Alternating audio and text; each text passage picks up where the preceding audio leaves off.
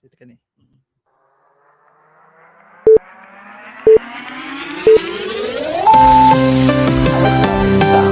In every culture, sailing to the island of sailors. The world of sound is governed by exact numbers. The world of vision. But it's clear that it must begin from two experiences on which our visual world is based. In the world of vision. And now we have constructed a square and this triangle. Asiatic influence back to Asia. Prodigious journeys into modern times. Sophisticated apparatus, intellectual content, brilliant physics, blind musicians. These patterns represent arc triangles and line lines. Sophisticated apparatus in every culture.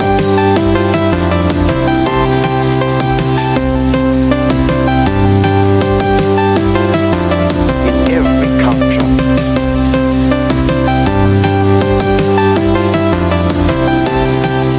In every culture.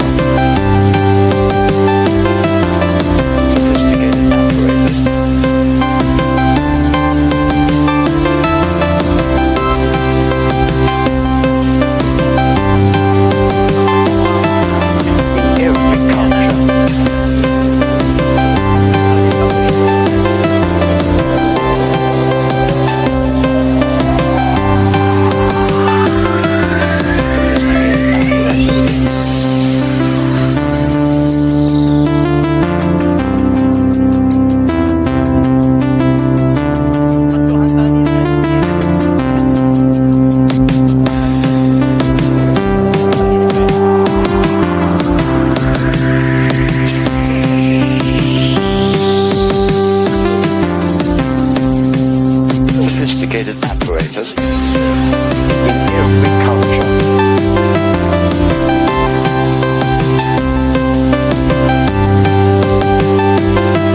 In every culture.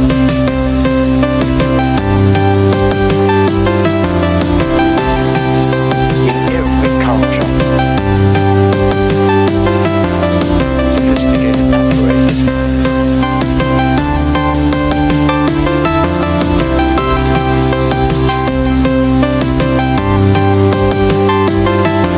In every culture.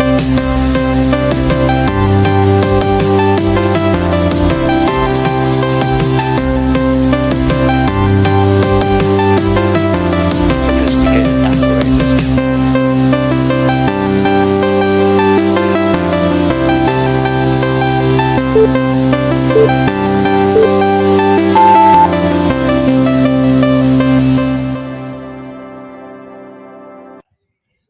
Alright, Assalamualaikum warahmatullahi taala wabarakatuh kepada semua penonton-penonton kami pada petang ini. Pertama sekali saya ingin mengucapkan terima kasih kepada semua penonton kita pada hari ini kerana sudi meluangkan masa dalam event kita pada hari ini. Pertama sekali, saya ingin menyambut anda semua ke webinar yang berprestij ini berkaitan kita jaga kita, peranan masyarakat terhadap kesihatan di era norma baharu. Webinar ini dianjurkan oleh Pelajar Pentadbiran Kesihatan UiTM Puncak Alam Selangor dengan kerjasama Masjid Jamek Sultan Abdul Kuala Lumpur. Dalam acara ini, kami memiliki para speaker yang sangat luar biasa yang saya percaya mereka dapat meluaskan lagi pandangan dan pengetahuan kita berkaitan tema ini. Sebelum memulakan webinar, izinkan saya memperkenalkan speaker-speaker kita pada petang ini. Speaker pertama kita ialah Dr. Ahmad Rostam bin Mat Zain. Beliau merupakan seorang konsultan psikiatris di Kementerian Kesihatan Malaysia. Beliau mempunyai kelayakan pendidikan seperti berikut. Pada April 2004, beliau telah memperoleh ijazah Doctor of Medicine dari Universiti Kebangsaan Malaysia. Pada Jun 2014, beliau telah memperoleh Master of Medicine in Psychiatry dari Universiti Sains Malaysia. Dan pada Februari tahun ini, beliau telah melakukan Fellowship in General and Liaison Psychiatry di Universiti Hospital Kebangsaan di Singapura. Dr. Rostam, selamat datang ke event kami pada hari ini. Terima kasih. Speaker kita yang kedua adalah Dr. Muhammad Zaid bin Muti. Beliau adalah seorang pensyarah dalam Medical Ethics and Medical Law di Fakulti Perubatan di Universiti Teknologi Marak. Tahap pendidikan beliau adalah seperti berikut. Pada tahun 2011, beliau telah mendapatkan ijazah dalam Doctor of Medicine di Universiti Putra Malaysia. Pada tahun 2019 pula, beliau telah mendapatkan Masters dalam Medical Ethics and Jurisprudence dari Universiti Teknologi Marak. Selamat datang kepada Dr. Zaid Muti. Terima kasih. Alright. Dan speaker kita yang terakhir yang tidak bukan adalah Dr. Ani Amelia Zainuddin. Beliau merupakan seorang pensyarah dalam bidang obstetrics dan gynecology di Universiti Kebangsaan Malaysia. Tahap kelayakan pendidikan beliau adalah seperti berikut. Pada tahun 1996, beliau telah memiliki ijazah dari University of Newcastle, United Kingdom. Pada 2004 pula, beliau memiliki Masters dalam Obstetrics and Gynecology dari Universiti Kebangsaan Malaysia. Dan pada tahun 2014 pula, beliau telah mendapatkan PhD dari Universiti Kebangsaan Malaysia.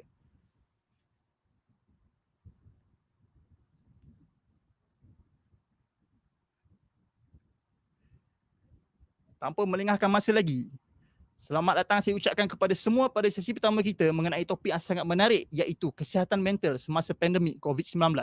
Tanpa membuang masa, saya ingin mengalu-alukan kehadiran penceramah kita yang pertama, Dr. Ahmad Rostam bin Mak Zain.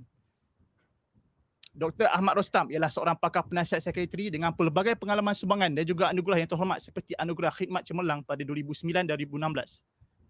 Dengan segala hormatnya, Dr. Rostam, dipersilakan. Bismillahirrahmanirrahim. Assalamualaikum warahmatullahi wabarakatuh. Tuan-tuan dan puan, adik-adik sekalian, terima kasih kerana menjemput saya dalam siri webinar ini, di mana saya rasakan bahawa topik-topik yang dibawakan adalah sangat penting dan kita semua memang sangat perlu untuk mendengar daripada orang yang mempunyai ilmu berkaitan dengannya.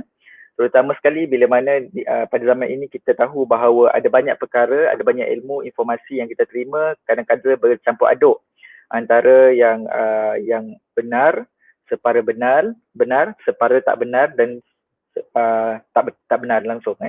Dan terutamanya bila mana kita menerima sebarang informasi yang mana kita bukanlah ahli di dalamnya, ia akan mengakibatkan banyak salah faham yang boleh mengakibatkan banyak masalah-masalah lain yang terlibat dengannya. Dan dalam konteks saya sebagai pakar sekretari, of course, saya punya main concern ataupun perkara utama yang saya risaukan ataupun yang saya ingin pastikan bahawa maklumat itu sampai dengan betul adalah apa-apa sahaja yang berkaitan dengan masalah sekretari. Adik-adik sekalian, dalam konteks pada petang ini, saya tak akan share apa-apa slide sebab 20 minutes ni untuk saya macam terlampau, bukan terlampau pendek tetapi terlampau pendek untuk saya menyediakan slide. Sebab kebanyakan masanya kalau saya gunakan slide, satu slide saya 20 minit. Jadi kalau saya letak slide kat saya, dia tak adil untuk 5 soalan yang disediakan untuk saya dan saya sediakan 5 slide in which saya tak boleh cakap dalam konteks 20 minit. So dalam soalan pertama yang diberikan kepada saya adalah bagaimana kita nak tahu bahawa seseorang itu ada masalah kesihatan mental atau tidak. Sebelum saya jawab soalan itu, perkara yang paling penting yang saya perlu ketengahkan di sini adalah bila kita bercakap tentang masalah kesihatan mental, ia tidak merujuk pada penyakit mental dalam konteks kami sebagai pakar sekretari ataupun seorang klinikal psikologis dan sebagainya. Sebab masalah kesihatan mental adalah payung besar kepada semua situasi kesihatan mental yang ada dalam diri kita. Sama ada ia berlaku pagi tadi, tengah hari tadi, ataupun petang nanti, atau malam nanti, atau esok, atau lusa, ataupun 10 tahun lepas dan sebagainya. Dan masalah kesihatan mental yang berlaku pada kita sebenarnya bergantung kepada banyak faktor. Di mana faktornya mungkin kita kepenatan, faktornya mungkin kerana kita kurang tidur, faktornya mungkin orang lain, faktornya mungkin diri kita dan sebagainya. Dan bila kita sebut masalah kesihatan mental, ia boleh pelbagai. Sebagai contoh, masalah mungkin kurang sabar adalah masalah kesihatan mental, masalah rumah tangga adalah masalah kesihatan mental, masalah financial yang mengakibatkan tekanan, stres dan sebagainya ialah masalah kesihatan mental. Tetapi ia bukanlah sekali lagi bukanlah penyakit mental. Sebab bila doktor sebut penyakit mental, ia adalah satu penyakit yang boleh didiagnosa oleh doktor-doktor perubatan ataupun mana-mana pakar dalam konteks psikologi yang mempunyai ilmu untuk menyatakan seseorang itu ada masalah kesihatan mental atau tidak. Dan of course dalam konteks kita sekarang ni, bagi kita sebagai orang awam, macam mana kita nak tahu seseorang itu ada masalah penyakit mental atau tidak? Sebab masalah kesihatan mental ni tuan-tuan dan puan, adik-adik sekalian adalah sangat luas Di mana memang kita boleh nampak lah kawan kita mungkin mandom sat, ataupun kawan kita jadi stres sat, kawan kita jadi marah ataupun sedih dan sebagainya, which is actually just a passing kind of emotion. Maksudnya kita mengalaminya every day. Kita pun ada pasang surut kita ada hari yang kita seronok, ada hari yang kita boring, ada hari yang kita lebih lemah dan sebagainya, which is totally normal.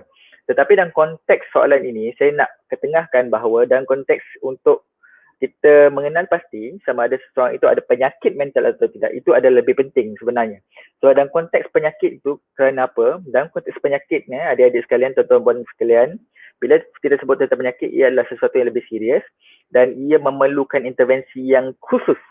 In which dalam konteks intervensi yang khusus itu, mungkin ia melibatkan kaunselor, mungkin ia melibatkan clinical psychologist, mungkin ia melibatkan pakar perubatan keluarga, mungkin ia melibatkan doktor-doktor biasa ataupun doktor pakar psikiatri ataupun pakar perunding psikiatri. It depends on the situation, depends on penyakitnya apa, depends on penyebabnya dan sebagainya, dan depends kepada keperluan seseorang individu tersebut. Sebab dalam konteks penyakit mental, tuan-tuan dan puan, adik-adik sekalian, adalah penting untuk saya tekankan di sini bahawa setiap masalah penyakit mental yang kita tahu, dia memerlukan rawatan yang sangat spesifik kepada individu tersebut. Walaupun secara umumnya, doktor boleh katakan bahawa kita memang ada cara-cara tertentu atau kita panggil sebagai template untuk merawat pesakit. Tetapi dalam merawat setiap individu dia berbeza. Ada individu yang memerlukan lebih perhatian dari konteks ubatannya, ada yang memerlukan perhatian lebih kepada psikoterapinya, ada yang perlukan intervensi dari psikososialnya, dan macam-macam lagi intervensi yang saya akan sebutkan secara umum sebentar nanti. Jadi, apakah ciri-ciri yang kita boleh nyatakan bahawa seseorang itu ada masalah kesihatan mental atau tidak? Doktor boleh senaraikan 4 komponen dan sama ada untuk kita memastikan seorang itu ada penyakit mental atau tidak. Komponen pertama adalah komponen yang kita panggil sebagai gejala-gejala yang kelihatan pada seseorang individu tersebut. Dan bila kita cakap penyakit mental, adik-adik sekalian, kita tak boleh diagnosa ataupun kita tak boleh meletakkan satu-satu penyakit kepada individu tersebut hanya berdasarkan satu gejala yang kita nampak. Sebagai contoh, katakanlah you all rasa macam kawan you ada kemurungan. Kawan you ada kemurungan dan kita kata bahawa dia nampak sedih lah. Adakah dia murung? Itu tidak cukup. Sebab dalam konteks penyakit mental, dia mestilah gabungan gejala-gejala yang khusus yang hanya kita gunakan dalam konteks diagnosa penyakit tertentu. Kalau saya boleh sebut di sini gejala, contoh gejala untuk masalah kemurungan, yang pertama adalah perasaan sedih yang berterusan everyday, tak ada pun situasi yang dia seronok, gembira ataupun rasa okey. Dia continuous, berterusan everyday. Yang kedua adalah hilang rasa minat, hilang rasa nikmat kepada sesuatu yang dia suka, kepada sesuatu yang dia minat sebelum itu, dan termasuklah hobi-hobi yang dia biasa buat. Hilang nikmat dalam apa-apa aktiviti dalam kerja sehariannya, dan hilang nikmat dari segi konteks dia sebagai individu, dalam konteks sosialnya, dalam konteks masyarakatnya, dan konteks kerjanya. Hilang nikmat. Okey, yang ketiga mungkin kelihatan kawan kita ni sentiasa mengeluh berkaitan dengan aku rasa macam aku tak berguna, aku rasa macam aku ada banyak salah, aku rasa macam masa depan aku gelap. All those keluhan-keluhan sometimes sampai kat kita, but sometimes dia tak sampai kat kita. Depends. Yang seterusnya, kita tengok kawan kita tu susah nak tidur, ataupun tidurnya sentiasa terganggu, ataupun tidurnya kurang daripada biasa dan sebagainya. Itu mungkin juga adalah gejala kepada masalah kesihatan mental. Dan konteks ini saya sebut depression senang supaya tak nak campur ada dengan benda-benda lain. Nanti you all confused sebab penyakit mental ada beratus-ratus jenis. So saya spesifik kepada penyakit mental kemurungan saja. Other than that, kelihatan kawan kita hilang tenaga, tak berminat untuk bersosial, tak berminat untuk bersembang, tak berminat untuk keluar seperti biasa. Itu mungkin juga adalah salah satu gejalanya. Okay. So that will be the first thing bila kita nak nyatakan bahawa mungkin kawan kita ada masalah penyakit mental. Yang kedua, komponen yang kedua adalah durasi ataupun tempoh. Bila seseorang itu mengalami penyakit mental, tempohnya bukannya sehari, tempohnya bukan 2 hari ataupun 3 hari ataupun 4 hari. Tempohnya sekurang-kurangnya kalau kita nak nyatakan bahawa seseorang itu ada masalah kemurungan, segala gejala yang saya sebut itu mestilah berterusan selama sekurang-kurangnya 2 minggu ataupun lebih. Dan kebiasaannya memang lebih. Adik-adik sekalian, dia tak ada macam lepas 2 minggu, okay, suddenly dia macam ada switch on, dia terus okay. No such thing like that. Jika sekiranya kita nampak kawan kita macam up and down, mungkin masalah dia mungkin lain, mungkin masalah personality, mungkin masalah coping dan sebagainya. Yang ketiga adalah bila mana kita tahu bahawa fungsi kawan kita itu atau orang yang kita sayang itu atau ahli keluarga kita tu hilang berbanding dengan fungsi yang sepatutnya dibuat. Maksudnya dari segi kita nampak personalitinya berubah. Kefungsian sebagai seorang individu, personalitinya berubah. Kefungsian dalam konteks sosial ni je hilang rasa minat nak bercakap, tak boleh nak bercampur, tak boleh nak menjawab dan sebagainya. Dan konteks kerjanya dia hilang kefungsian dalam konteks kerja atau hilang kefungsian dalam konteks pelajaran berbanding dengan yang sebelum ni. Kalau kawan kita tu atau ahli keluarga tu memang jadi tak berfungsi sejak sekali lama, mungkin bukan masalah kesihatan mental tetapi lebih kepada masalah sikap. Tetapi dalam konteks penyakit mental, dia adalah satu perubahan yang drastik dalam diri individu tersebut berbanding dengan dirinya sebelum itu, yang kita panggil sebagai premorbid personality, which is actually before illness ataupun sebelum penyakit, kita panggil sebagai premorbid personality. Dan bila ada perubahan yang drastik, yang ketara berbanding dengan premorbid personality, means that there's a possibility that seseorang itu ada penyakit mental. So, and then of course bila kita cakap pasal masalah ini, kita akan tanya, betul apa sebab apa sebab agak-agak seseorang itu ada penyakit mental ataupun masalah kesihatan mental. Of course dalam konteks masalah kesihatan mental, which is not penyakit, it can be anything under the sun. Anything under the sun, dan kita tak boleh specify semua orang mesti akan berhadapan dengan masalah yang sama, semua orang akan terganggu dengan masalah yang sama, atau semua orang akan terkesan dengan masalah yang sama. Sebab ia mestilah individualized, pengalamannya adalah berbentuk peribadi, dan setiap orang berpersepsi ataupun punya perspektif tentang sesuatu itu bergantung pada individu tersebut. Jadi kalau doktor kalau kita tanya apakah penyebab, it can be anything under the sun, tetapi dalam konteks penyakit mental, kita boleh kelaskan kepada empat komponen pertama. Yang pertama adalah faktor genetik, keturunan, dan saya kena tekan kat sini, bukan bermaksud bahawa jika kita ni ada masalah penyakit mental, confirm anak-anak kita ataupun keturunan kita ada masalah penyakit mental. Tetapi ia adalah salah satu faktor yang dikira sebagai confounding ataupun faktor-faktor yang mungkin menjadi kita panggil trigger predisposing ataupun dia macam bara, dia nak tunggu simbah minyak je and then dia akan boom macam tu. So what else penyakit-penyakit yang datang, contohnya masalah-masalah thyroid, masalah-masalah kelenjar dan sebagainya, boleh mengakibatkan perkara itu masalah penyakit kita mental atau masalah kesihatan kita akan makin teruk, termasuklah masalah penyakit mental. Termasuklah ini yang saya nak sebutkanlah penyakit-penyakit kronik, contohnya masalah kencing manis, darah tinggi, mungkin anak mak ayah kita, Tuan kita yang ada masalah penyakit kronik, itu adalah mungkin adalah perkara-perkara yang boleh menyebabkan masalah kesihatan mental atau penyakit mental boleh lebih teruk. Perkara-perkara lain yang boleh mengakibatkan masalah kesihatan mental lebih teruk adalah dari segi konteks sokongan psikososial. Sokongan psikososial seseorang individu itu, kawan dia ada ke tak, ahli family dia ada ke tak, siapa yang boleh support dia, siapa yang sebenarnya punca kepada masalah, adakah punca kepada masalah itu sentiasa ada kat situ, adakah punca masalah itu semakin teruk dan sebagainya. Hubungan antara kita dengan individu lain adalah juga pencetus ataupun pemburuk keadaan dalam konteks masalah kesihatan mental atau penyakit mental. Even ada ketika di mana kita boleh kenal pasti penyakit mental yang mereka hadapi ada diakibatkan oleh satu faktor saja, tetapi satu faktor itu ada sesuatu yang sangat sukar untuk kita ubah. Sebagai contoh yang klien doktor datang ialah pasangan masing-masing yang sangat toksik. Pasangan masing-masing yang sangat toksik, but at the same time dia, individu tersebut tak mahu untuk melepaskan ataupun tak mahu untuk dilepaskan daripada pasangan tersebut.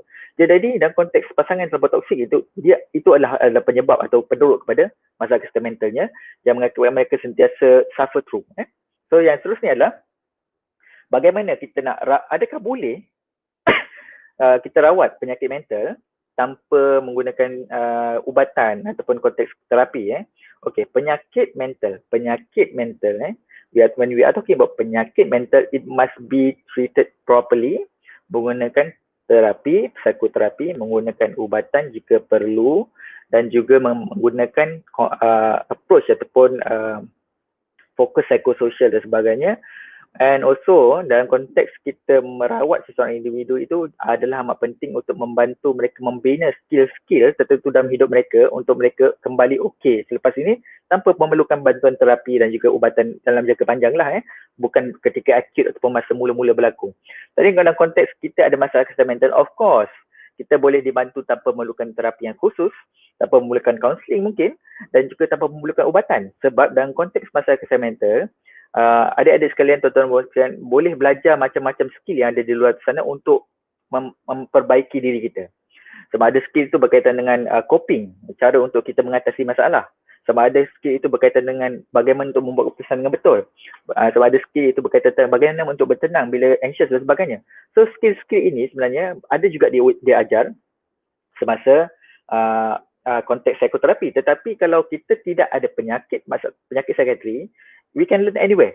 We can try ourselves, dan kita rasa, dan if let's say kita tak mampu untuk mengatasinya, walaupun kita dah cuba sedaya upaya dengan berbagai teknik-teknik tersebut, dan dengan bantuan rakan atau ahli keluarga yang terdekat, dengan bantuan orang yang tersayang dan sebagainya, then that's the time untuk kita berjumpa dengan pakar. Dan sebab kita tak mahu sesiapa pun untuk suffer through mental illness, sebab kita tahu bahawa mental illness is not something easy.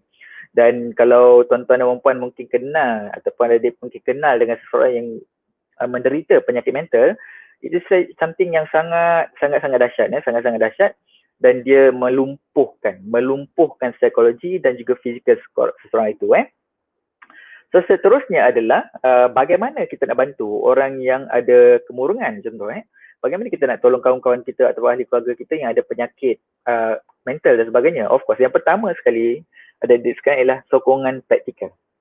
Sokongan praktikal as simple as membantu mereka untuk pergi ke klinik, memudahkan mereka untuk pergi rawatan, membawa mereka pergi ke rawatan sebagai sokongan praktikal, termasuk membantu tugas-tugas yang mungkin kita boleh bantu sebentar dia tak okey, and then after that they need to take over again. Sebab kita bukannya dalam konteks penyakit mental ni ia boleh dirawat, dan dalam konteks penyakit mental doktor sentiasa menggalakkan supaya orang itu untuk kembali sesegera mungkin kepada kefungsian mereka yang asal.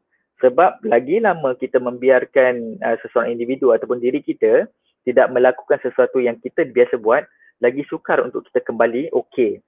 Dan dalam konteks rawatan ni, ia adalah termasuk untuk kita kembalikan seseorang itu sesegera mungkin ke dalam environment asal mereka.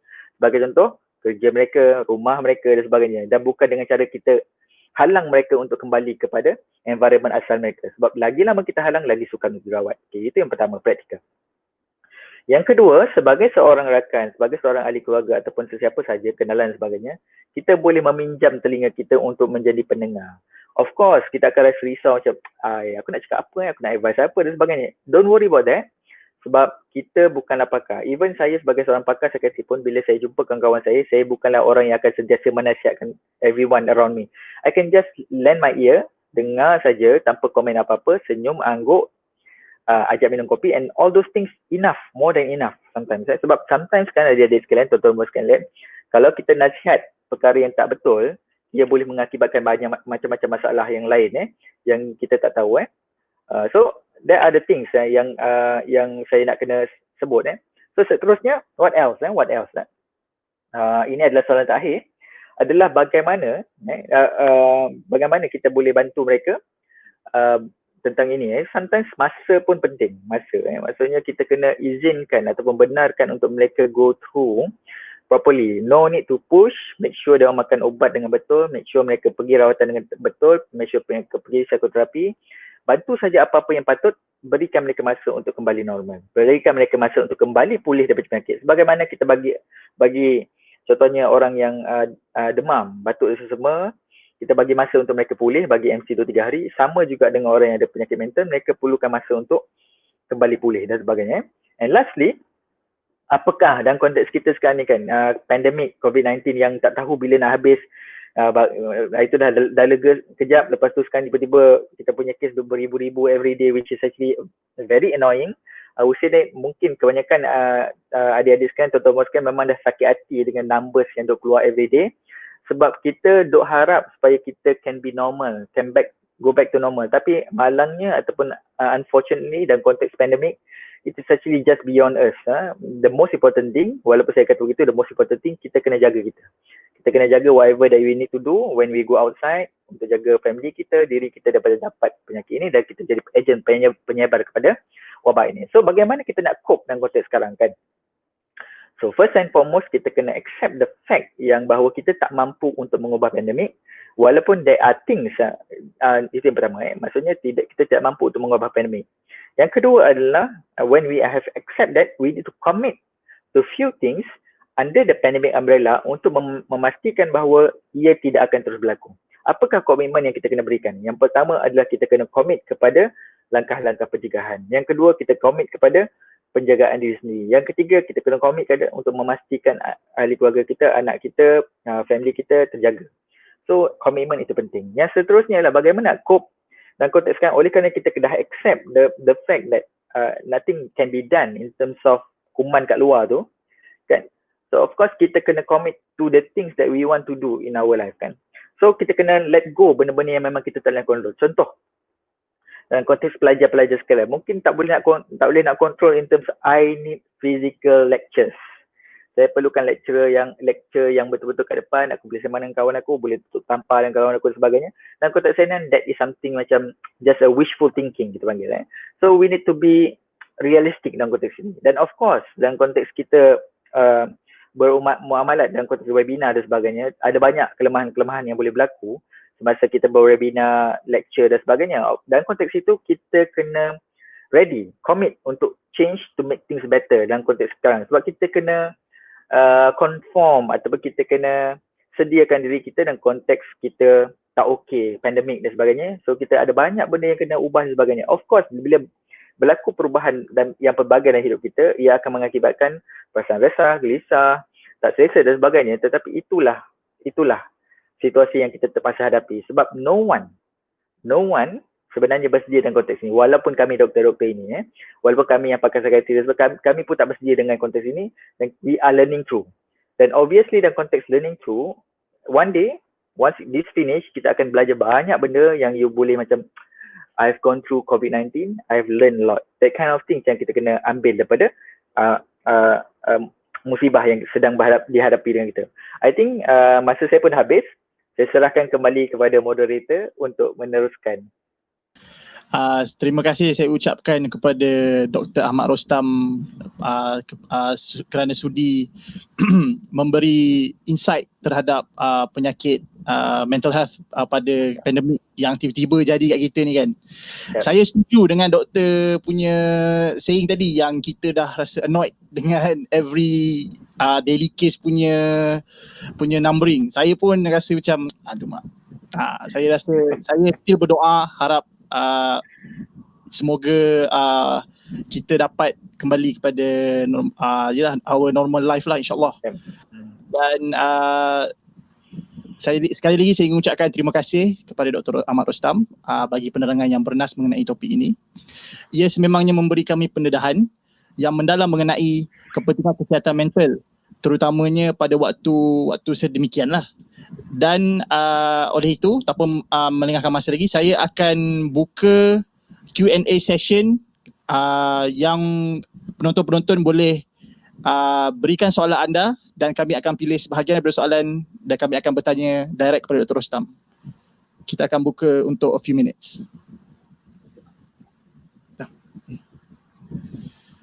Okey, saya ada jumpa satu soalan daripada Amar Aryani Amran. Iaitu soalan dia, doktor, kawan saya ada macam tanda-tanda depression. Macam mana untuk kita dapatkan bantuan kepada mereka? Jadi apa pendapat doktor? Okay, baik. Very good Amar, very good Amar, sebab you are very perceptive. Maksudnya awak sangat prihatin dengan kawan awak, which is actually a very saya boleh katakan bahawa salah satu kualiti yang sangat penting sebagai kawan ataupun ahli keluarga sebagainya. Sebab ada orang memang tak nampak pun perubahan kepada kawan dia, jadi dia macam business as usual, dia tak peduli pun tentang kawan dia makin lama kita teruk dan sebagainya. So bagaimana kita dapatkan bantuan untuk mereka? Okay, bila mana kita nampak seseorang kawan kita ada masalah, first thing first adalah kita kena talk, kena bercakap dengan dia. We can ask, kau ni kenapa ya? Aku perasan macam kau tak okay for the past few days ataupun for the past few weeks kau nak tambah, kau ada masalah apa yang kau nak cerita ke? That will be the first step for you. And then sometimes kan bila kita ni suddenly dia boleh open up. Bila dia open up dia selega. Then it's actually not really a depression, but it's they are going through difficulties in their life ataupun ada problem in their life yang sebenarnya boleh selesai dengan cara bercakap dengan kawan itu. Yang pertama. Yang kedua, if let's say they acknowledge yang bahawa mereka ada masalah, we can advise, kita boleh nasihatkan mereka untuk why not kau pergi, kalau kita kan katakan dekat uni, di college dan sebagainya, why not kau pergi jumpa kaunselor, tengok macam mana kau sembang-sembang dengan dia orang, sama ada kau ni ada masalah betul-betul yang serius ke tak kan. Okay, yang kedua, yang ketiga, kalau macam dia kata macam malu lah nak jumpa kaunselor, you can go to any clinic kesihatan yang terdekat dengan rumah. Klinik swasta pun boleh, tapi of course klinik swasta bayar mahal sikit. Klinik kesihatan yang terdekat dengan rumah, you can go there, buat assessment, very simple assessment. So bila kita buat assessment tu bukan bermaksud baru kita dah kena chop penyakit mental dan sebagainya. The most important thing ialah untuk kita sihat, bukan sama ada chop tu level tu penting sangat. More of kita nak mencari jawapan kenapa kita tak okey. Once kita dapat jawapan, kita tahu bagaimana untuk mengatasi, itu yang penting. So dalam konteks itu, pergilah bawa mereka ke klinik kesihatan dan sebagainya. Kalau dia orang segan juga, susah nak kata lah kan. Tetapi they can always try to help themselves. Sebab I think the most important point untuk kawan-kawan kita yang ada masalah kesihatan mental is actually you as the one who suffered through that will suffer if you are not getting any help. Kan, kita akan terus suffer. Kenapa kita nak biarkan diri kita untuk menderita, merana hanya untuk sesuatu yang kita boleh ubah?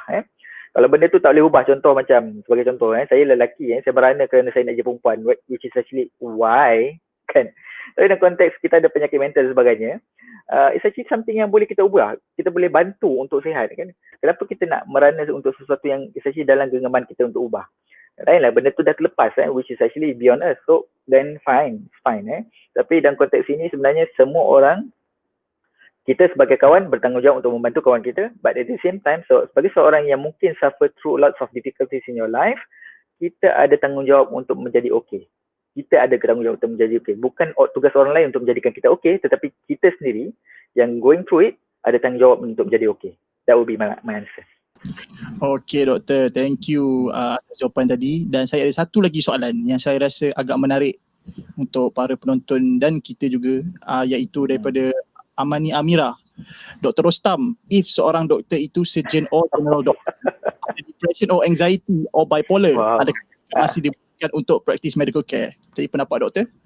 Itu soalan tu Amani Amira. Amirah lah, Amira senang sikit. Okay. Soalan itu sangat complicated. Dia tak ada jawapan yang khusus kepada persoalan itu, sebab dalam konteks ini kan kita kena faham bahawa setiap penyakit dia boleh sembuh, dia boleh relapse, dia boleh sembuh, dia boleh berulang dan dia mungkin tidak akan berulang sampai bila-bila. So kita tak boleh chop seseorang yang ada masalah penyakit mental sebagai okay, you tak boleh function. Actually sangat-sangat bergantung kepada kefungsian seorang individu itu dalam tempoh yang panjang. Bukannya kita tengok macam kita panggil sebagai cross-sectional. Pada masa itu, you kena depression, you tak boleh function. You kena depression, you tak boleh jadi surgeon. You kena depression, you tak boleh jadi doktor dan sebagainya. Tak, that will not be the answer. Tetapi pada ketika mereka sakit, of course kita akan bagi cuti. Macam orang sakit yang biasa, cancer ke batuk ke pneumonia ke masalah kita bagi MC macam biasa. Tetapi once you are okay, we will allow you to function as usual. Of course dalam konteks masalah kesihatan mental, sometimes orang worried tentang perkara-perkara yang macam how about keselamatan pesakit, which is for us sebagai doktor, ia adalah sangat penting. Tetapi sebagai seorang yang mungkin menderita penyakit mental dan penyakit kesihatan mental dan sebagainya, kita juga ada tanggungjawab untuk memastikan bahawa kita sihat untuk bertanggungjawab terhadap pesakit-pesakit kita. Dan kita tak boleh menggunakan alasan itu, label itu untuk mengelak daripada bertanggungjawab pada pesakit kita. So sebenarnya dalam konteks bila seseorang itu ada penyakit mental, dia ada banyak perkara yang perlu dipertimbang. Yang pertama adalah adakah keselamatan pesakit terganggu ataupun mungkin jeopardize ataupun boleh tergugat. Itu yang pertama, yang paling penting sekali sebagai medical doctor ataupun surgeon atau sebagainya. Yang kedua adalah adakah pada saat itu awak boleh berfungsi atau tidak. Kalau awak boleh berfungsi, teruskan macam biasa. Yang ketiga adalah adakah awak sendiri merasakan bahawa awak boleh buat. Sometimes problem ni lah bukan tentang orang tetapi tentang diri kita. Kita sendiri yang rasa macam aku tak boleh lah. Aku rasa aku tak boleh jadi doktor. Sebab of course dalam konteks doktor ni kan macam kita ada housemanship yang masuk dan sebagainya kan. Ada ramai yang merasakan macam selepas menjadi doktor dan sebenarnya macam doktor saya rasa macam saya tak boleh jadi doktor, what all those things kan. Actually the confidence about you, your own self, your own capabilities, your own panggil sebagai kemampuan untuk bekerja sebagainya adalah sangat penting dalam konteks ini. Bukan label yang penyakit yang you ada. Sebab kalau consider penyakit, doktor pun banyak macam penyakit ada, sakit jantung sebagainya. Adakah kita boleh kata sebagai seorang surgeon yang ada sakit jantung, you tak boleh praktis? Sebab nanti kalau surgeon tu tiba-tiba kena sakit jantung tengah operation, jadi macam mana? So that's not fair, right? So same goes to mental illness juga. Dan penilaian tu bukan dilakukan oleh seorang, penilaian tu dilakukan oleh banyak level. So sukar sebenarnya untuk kita nyatakan bahawa seseorang itu okey, semua ada penyakit ini confirm tak boleh praktis. Depends on individual cases. Baik, terima kasih sekali lagi saya ucapkan kepada Dr. Rostam atas perkongsian sesi soal jawab kita pada sebentar tadi. Sekali lagi saya ingin berterima kasih kepada Dr. Ahmad Rostam kerana sudi hadir pada event kami webinar pada hari ini. Dan tanpa melengahkan masa lagi, saya akan teruskan dengan panel kedua kita pada hari ini, iaitu panel kita yang bernama Dr. Muhammad Zaid Muti. Beliau merupakan seorang pensyarah kanan etika dan undang-undang perubatan daripada Fakulti Perubatan UiTM Sungai Buloh. Topik kedua kita adalah berkaitan dengan hak penyakit.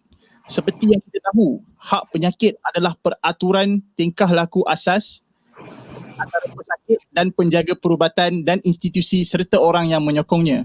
Jadi, tanpa membuang masa lagi, kita mulakan dengan speaker kedua kita, Dr. Muhammad Zaid. The floor is yours, Dr. Zaid. Silakan. Assalamualaikum and a very good afternoon to everyone. Thank you, Mr. Chairperson, for the kind introduction. Thank you for the organizing committee for inviting me as a speaker. I am Dr. Zaid. I'm a medical lecturer from Faculty of Medicine, UiTM. I teach ethics and law to medical students in my university. For this afternoon, I will discuss on patients' rights during the pandemic. Hak-hak pesakit ketika COVID-19. I will speak mostly in English, but occasionally I will rojak lah. Rojak petang-petang ni kan, sedap juga makan. Alright, so next.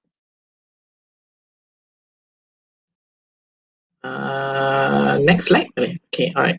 Okay, so in this presentation, kita akan reflect back, kita akan tengok balik sejarah COVID-19, how it has developed, how it has spread to all over the world, and what is the current state in Malaysia in particular.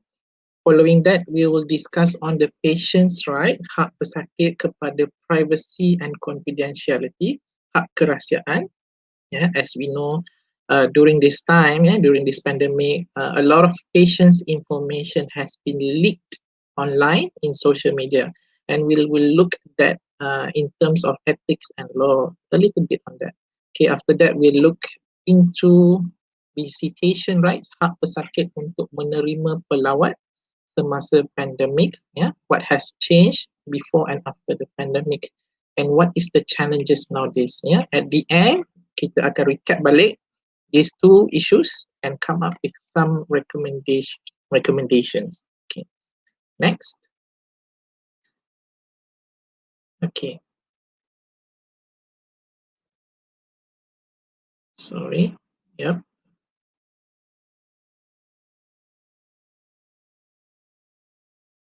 Okay.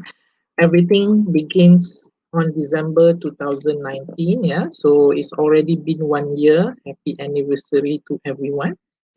Congratulations for making this far. So I'm not sure whether this is something to be celebrated or not. Okay.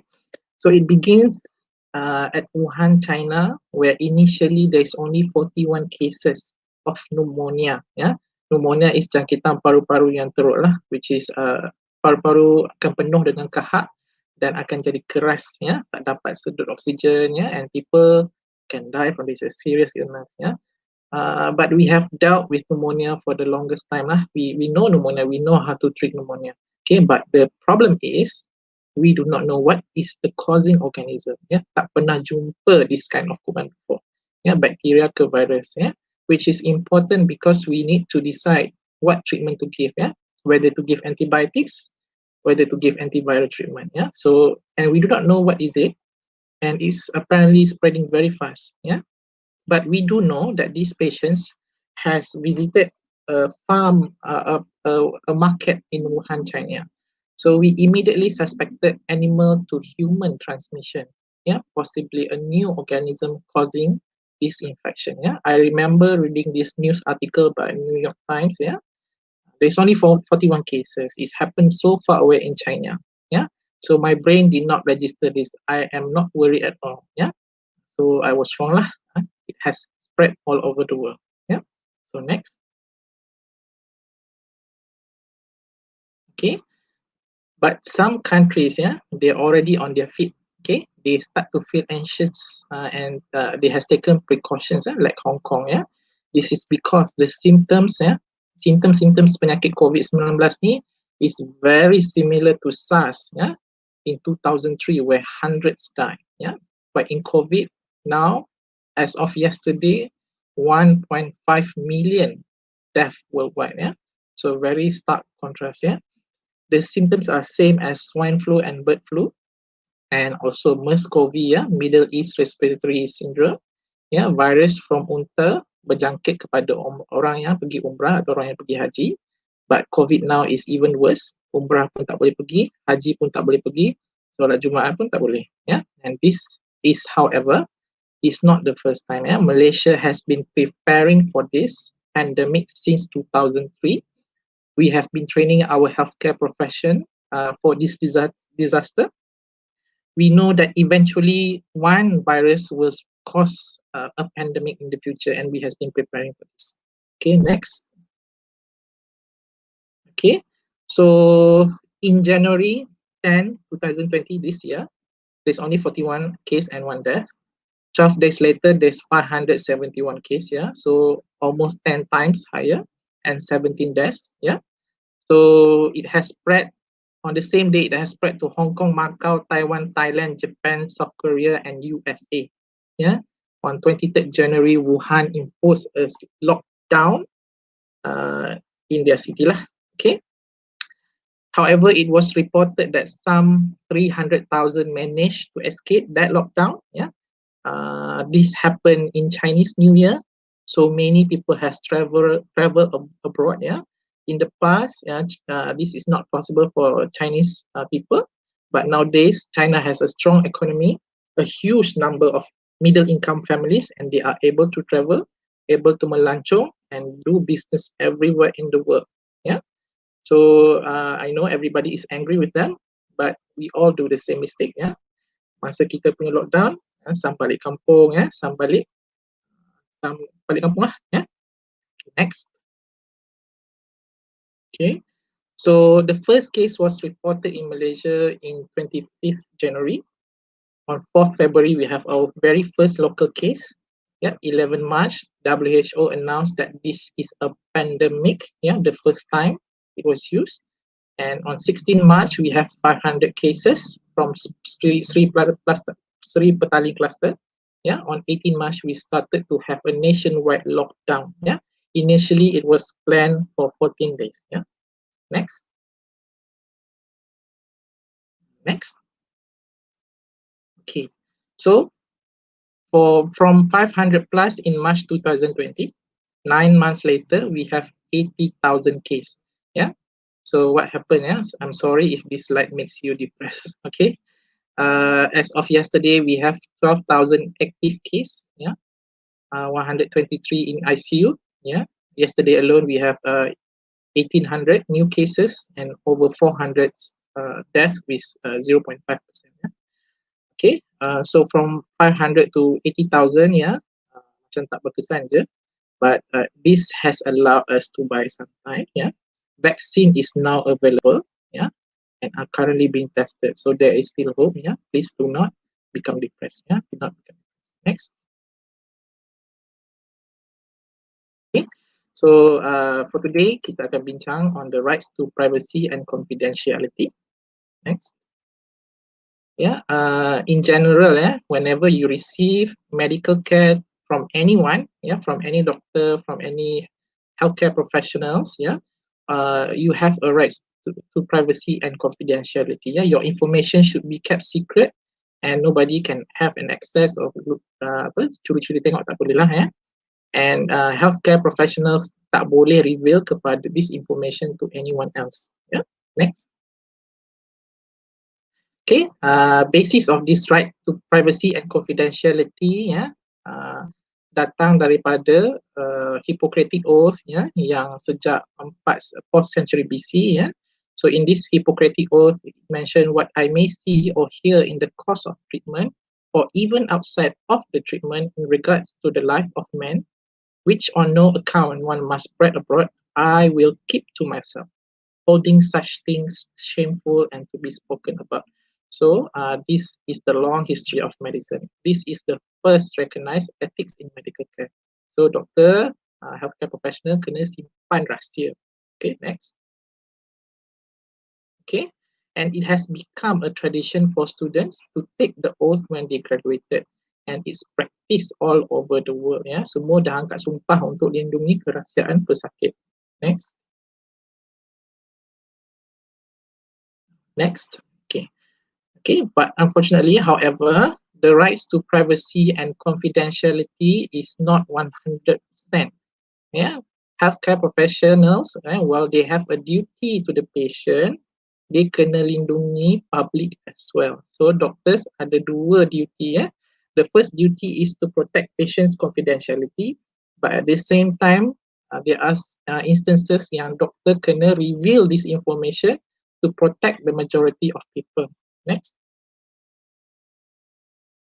Okay, so doctors, healthcare professionals, we have a duty to notify infectious disease. We are legally required to notify suspected. Belum positif lagi, dah suspect kena notify. Dah confirm lagi lah kena notify. And we have no choice. Because it is required by law. If we do not report, kena saman atau kena penjara because this is law. This is important to ensure that necessary steps can be taken to prevent the spread. So kalau kita announce cluster mana, so the public can be informed, they can take precaution to protect themselves. Lepas kita boleh impose PKPD, diperketatkan. Next. Okay. But the challenge of this digital era, I have to admit, banyak healthcare workers, they like to gossip, but nowadays banyak yang gossiping online, they share online materials with the public. Makcik bawang is everywhere nowadays. Okay, but the duty is supposed to disclose to the healthcare authority. They are not supposed to divulge this information to any other person. Okay, they are not supposed to gossip lah. Okay, if you remember, there is one cluster last time mentioned as cluster Kayangan. So that has we can trace that cluster Kayangan. Who named that cluster? Okay, it's actually healthcare professionals taking care of quarantined individuals, and they are speaking to the media. To me that is unprofessional, walaupun tak sebut nama siapa-siapa, but that action is uncalled for. That is not your duty, because you are in essence is bad mouthing a group of patients. I have also seen patient's name in social media. I have also seen videos taken by ambulance driver picking up COVID patients from their home. And this is a breach of confidentiality and patient's privacy. Next. Okay. So what will happen? When you keep breaching patients' confidentiality and privacy, patients in general will be afraid to tell the truth. So patient dah takut nak bagi tahu benda yang sebenarnya. So they will hide their travel history sebab dia takut kena marah ataupun kena kutuk dengan misi dengan doktor sebab tu pergi overseas. Okay.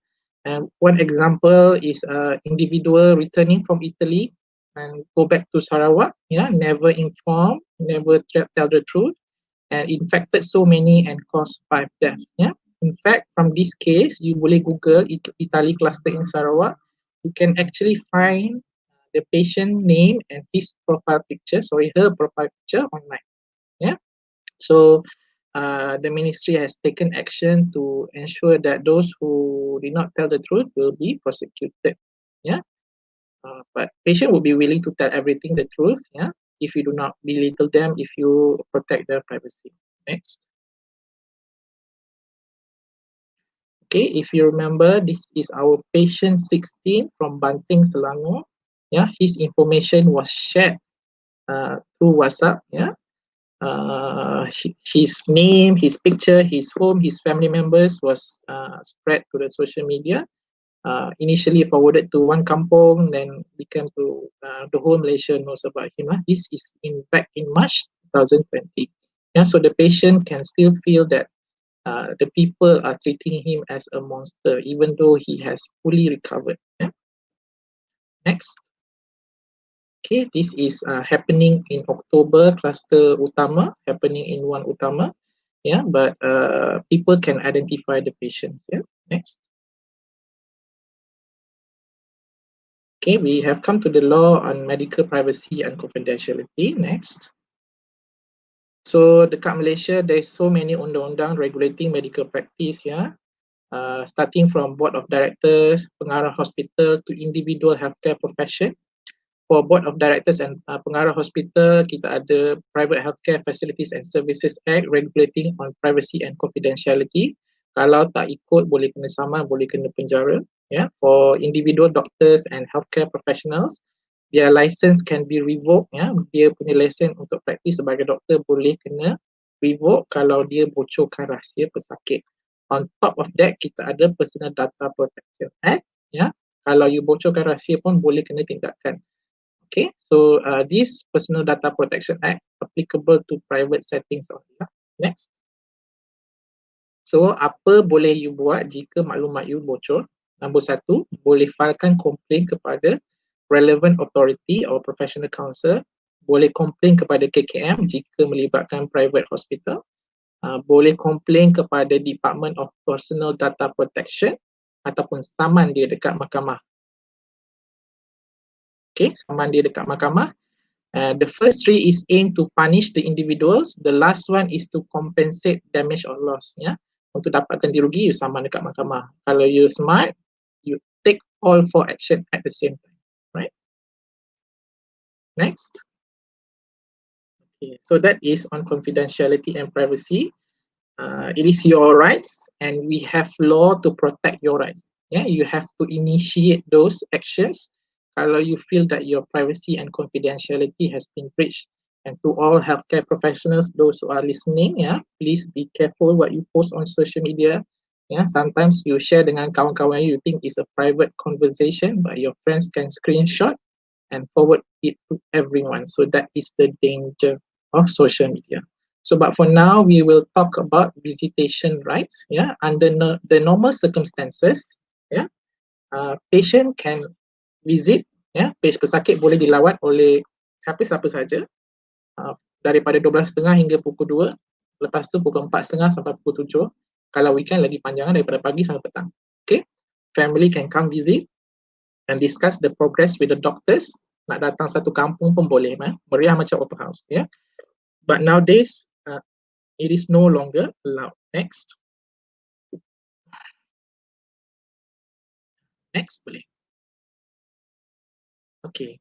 So during the pandemic tak boleh seorang pun masuk ke dalam ward bagi kes kecemasan kecuali bagi kes kecemasan dan sangat memerlukan. So majority of the patients nowadays has no visitors. Next. Okay. Not only COVID patients yang tak boleh melawat, semua patient pun tak boleh melawat. Okay, for this case is case yang kena tembak, their family members kena tembak and they are serving the government, but the family members cannot visit them, so it's very tragic lah. So family members ni sangat sedih lah. Okay, next. Okay, in this case, police members, some family members tak boleh be on the deathbed itself, even if allowed pun maximum 1%. This is to prevent spreading of COVID-19 lah, okay, and to protect vulnerable groups in the ward. Okay, next. Okay, I'm sure you have seen this. It has become it has gained attention from the media, viral on social media, a message of a dying father to the family, Alright, so tolong doakan ya. So solat banyaklah message dia ya. So it's very sad for the patient and the family ya. You imagine ya, patient last view apa yang dia nampak adalah ward hospital. Nampak misi, nampak doktor, unfamiliar faces, unfamiliar face ya. Unfamiliar place ya. I'm sure that he would want to see his family before he died. Okay, so this is a tragedy for family. Probably difficult for them to come terms with the loss. Very, very sad. Next. But if you are lucky, lucky or not, if you are quarantined, the whole family, your whole family got COVID-19, and you can be placed together in one room lah. Okay. But it depends on the severity of the illness, bergantung kepada tahap keterukan. Kalau you masuk ICU, you might be alone.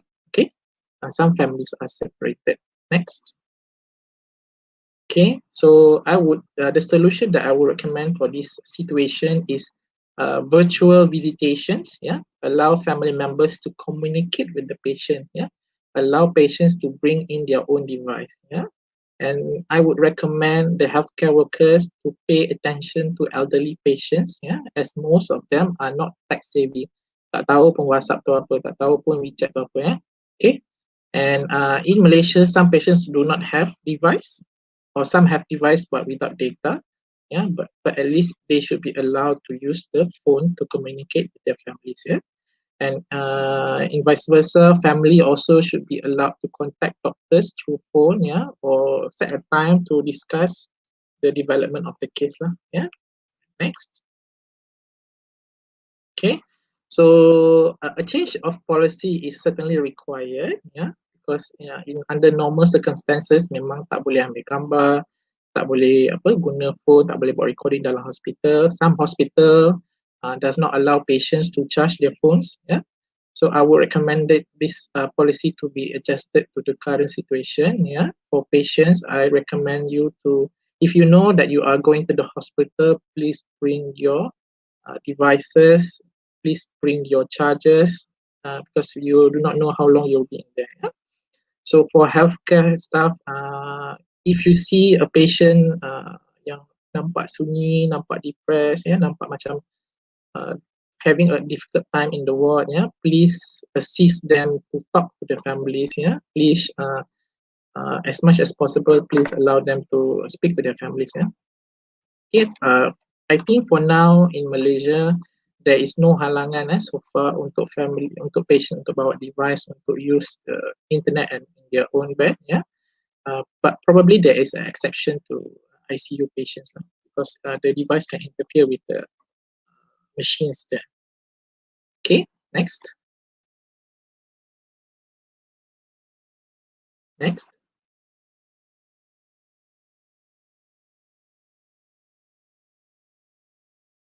Boleh next. Sorry. Okay, so the benefit of virtual visits, okay, number one is to alleviate loneliness. Loneliness can lead to depression. Okay, some patients, COVID patients especially, admitted for at least 2 weeks. Some went into months, and can be depressed. Some has even attempted or committed suicide. We have seen this on the news. Another benefit is to boost their morale. Don't forget the family is also anxious at the home. They have a lot of questions that is not answered. In the normal communication settings, patient on regular basis they misunderstood healthcare professional. Dia tak faham doktor cakap apa. Now lagi lah tak faham. And so this is why it is important. Having visitors, can really improve their speedy recovery. Okay, next.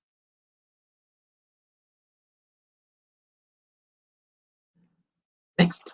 Okay, we have come to the conclusion. Next.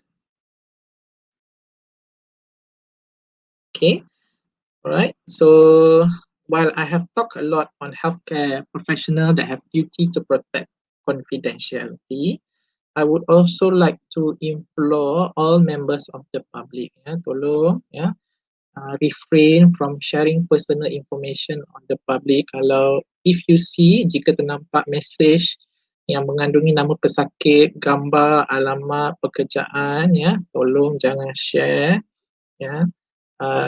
Ia akan menyebabkan pesakit takut untuk mendapatkan rawatan, dia akan simpan rahsia, dia demam pun dia takut pergi hospital, takut nanti kampung viral kat kampung dia, ya. So it become very difficult for us to combat COVID-19 jika pesakit tak dapatkan rawatan. So please do not, kalau nampak ambulans datang tu janganlah pergi kata ambil video, ya. If you share this information, it can easily be viral and patient akan takut untuk dapatkan rawatan. Next. Okay, for patients, bring your devices. Don't forget, if you have elderly family members, it is time for you to teach them on how to use the device, how to make an online video call so they can be independent. Okay, for those who are in the world, tak ada device, perhaps you can request phone call from the nurses or doctors, and usually they will allow. Healthcare workers, it will be heartwarming if you could assist patients to make video calls to their family members, especially the elderly. A small gestures could do wonders for their recovery. Alright, next. Okay, basuh tangan, pakai face mask, social distancing, that is the recipe. Next. I think that is the, thank you for your for the time. If you have any questions or you would like to communicate with me, you can email me at any time. Right? Thank you. Alright, thank you very much, Dr. Muhammad Zaid, for the insightful share of the topics regarding patients' right and also medical law. I would like to say to my fellow health administration Part 5 students, this information that Dr. Zaid just given us is really, really beneficial for us for our subject HSM 604. Thank you again, Dr. Zaid. Disebabkan masa kita agak terhad pada hari ini, jadi saya meminta hanya satu soalan sahaja untuk topik kedua kita pada hari ini, dan saya telah mendapat satu soalan tersebut. Satu soalan itu adalah from Dila Yusof. Can a mother with confirmed or suspected COVID-19 stay together with her baby in the same room due to emergency cases? Do they have rights as a patient? Take it away, Doctor. Okay, we have done this. Pediatric patients memang they require a care, especially yang babies lah, yang very small, unable to take care of themselves, need parents to be with them all the time. Otherwise it's going to be difficult for us to manage these patients lah, nak bagi, because we need a constant supervision, and the nurses they cannot do this lah. Okay, unless the baby is very small, they lie sleep all the time, then it's okay. But those baby yang a bit bigger that have yang boleh berangkat, for example yang dah boleh berjalan, we do allow parents to stay with them lah, one parents. Kalau both of them are positive, they will definitely be allowed in the same. But kalau masuk ICU, that is a different scenario lah. So doctors usually dalam pediatric cases, they kena decide what is the best for the patients lah, and sometimes they do allow, sometimes not allow, depends on the circumstances, depends on the severity. Kalau patient too well, boleh makan elok, then I think parents pun boleh masuk, not an issue. Alright, thank you for the questions. Okay, thank you so much, Dr. Zaid. And yes, saya rasa kita sebagai rakyat, which is community, kita sendiri kena jaga our own kebersihan supaya kita dapat membendung masalah COVID-19 ini di masa akan datang, insyaAllah. Sedikit selingan kepada para penonton kita pada hari ini. Terima kasih kepada yang like, follow Facebook page Masjid Jamek Sultan Abdul Samad Kuala Lumpur, serta yang subscribe dengan YouTube Masjid Jamek Sultan Abdul Samad Kuala Lumpur. Pada waktu ini kita sedang bersiaran langsung di radio online Jamek FM, dan kepada yang belum muat turun, anda boleh muat turun aplikasi Jamek FM dari Play Store Android secara percuma. Dan tanpa melengahkan masa lagi, saya tahu anda semua tidak sabar untuk menunggu speaker kita yang ketiga pada hari ini, iaitu Profesor Madya Dr. Ani Amelia, iaitu penceramah yang mempunyai banyak pengalaman dalam program ceramah dan telah menerbitkan banyak artikel jurnal seperti kesan terapi methotrexate terhadap tahap hormon gonadotrophic pada pesakit rheumatoid arthritis pada usia pembiakan pada tahun 2020. Dan tajuk beliau pada hari ini adalah untuk membicarakan mengenai Malaysian Doula, adakah mereka diperlukan. Dengan segala hormatnya saya menjemput Profesor Amelia Zainuddin. Dipersilakan. Okay, Assalamualaikum dan terima kasih. Thank you to the students of semester 5, Bachelor of Health Administration from the Faculty of Business and Management UiTM for inviting me to give this webinar today. So shall we start? So the talk they gave me is on Malaysian doulas. Are they needed? Okay, next. Next. Okay, what's the definition of doula? It is a woman, typically without formal obstetric training, who is employed to give guidance and support to a pregnant woman in labor. Yeah. Okay, next. Okay, so this I got from the website of the Doula of North America, or DONA. Yeah. So what is a doula? Okay, next. Okay, here, next please. So here they have given the definition, which is according to them, the definition is a trained professional who provides continuous physical, emotional and informational support to a mother before, during and shortly after childbirth to help her achieve the healthiest, most satisfying experience possible. Yeah. Okay, next. Okay, so this is a carving, a stone carving, which shows, this is from Greece, yeah, it shows doula. So you can see the woman giving birth in the middle, and then she's supported at her back by a doula, and a midwife is probably examining her vaginally, yeah. So doula in Greek means a woman who serves, yeah. So in some places they say it's a slave woman who attends to the woman in labor. Okay, next. Okay, what's the difference between doulas and midwives? Yeah, so doula is a non-medical assistant who provides support in terms of emotional and physical assistance to the mother, the father, and also the baby throughout labor and birth. So doula ni dia bukan medical lah, yeah? Whereas midwives is a medical professional that performs medical duties. So she takes the blood pressure, she knows how to deliver the woman. She can determine when a medical emergency arises. She can recognize when it is an obstetric or medical emergency, and she knows what necessary action to take. Yeah. However, midwives are not obligated to provide emotional support for the mother, but of course, usually they do. Next. Okay, the modern doula started in North America in 1970s, yeah, at the time when there was little midwifery involvement. Yeah, the concept of the private doula has spread to other countries: Australia, Sweden, Netherlands, US, yeah, UK, and Malaysia. Yeah, so hospital and community doulas were developed primarily to serve disadvantaged women. Yeah, doulas, however, remain unregulated both in England and in Malaysia. Next. Okay, so we have two types of doula. One is the antepartum doula, one is the postpartum doula. So the antepartum doula is the one who provides support and assistance to the mother, who is, she gives emotional, physical and practical support and encouragement to the mother during the childbirth. Okay, and sometimes they do it antenatally as well before the woman gives birth. Whereas postpartum doula is something like the confinement lady that we have now. Yeah, so they come to take care of the mother and the baby for a few weeks after the birth. Yeah, so the doulas they give emotional, physical, and practical support. Yeah? Okay, next. So who are the women who benefit from doulas? Okay, so usually when you look at women in, so I've been practicing obstetrics, I've been delivering patients for the past 20 years. And so usually in the labor room in my hospital, there will be the midwife, the lady, usually there's a partner there, yeah, and then of course myself, yeah. So we have not had the benefit of doulas yet in my hospital, yeah. But in other places in the world, you can have doulas who not only take care of the women at home, but also take care of in hospital, yeah.